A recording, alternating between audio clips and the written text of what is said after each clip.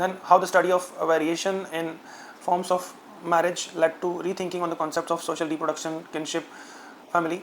That's a good question. It's applied one. तो कैसे study of variation in forms of marriage led to rethinking on the concept of social reproduction, kinship and family. That means जो family के बारे में जो universality का idea था, kinship के बारे में जो universality का आइडिया था, या फिर social reproduction मतलब marriage के बारे में जो universality का आइडिया था, वो कैसे question हुआ, मतलब रीथिंकिंग हुई उस पर, वो था. तो बेसिकली ये आपसे नहीं पूछ रहा है कि डिबेट ऑन फैमिली, ये आपसे नहीं पूछ रहा है सिर्फ डिबेट ऑन मैरिज, ये सबको एक साथ मिला के पूछ रहा है ना. ये मैरिज, किनशिप और फैमिली के ऊपर एक साथ डिबेट करवा रहा है कि कैसे एथनोग्राफिक एविडेंसेस इस चीज़ को क्वेश्चन करते हैं. बहुत अच्छा क्वेश्चन था, बट अप्लाइड था. पता नहीं आप लोगों में से कितने लोग इसको समझ पाए होंगे.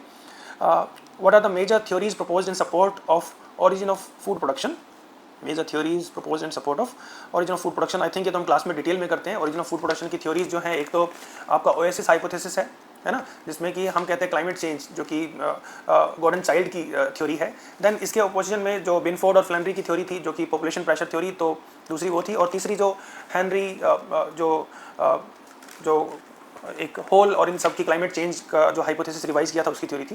तो आई थिंक ये तो इजी था. How the change in subsistence economy brought revolution during this period. Second part जो है आपका गोल्डन चाइल्ड से ही पूछ लिया है इन्होंने. गोल्डन चाइल्ड बोलता है कि जो न्यूलिथिक पीरियड था, मतलब उसको रिवोल्यूशन बोल रहा था, राइट, न्यूलिथिक रिवोल्यूशन. तो ये पार्ट था, इजी था. Then critically discuss the centrality of African continent in the narrative of human evolution.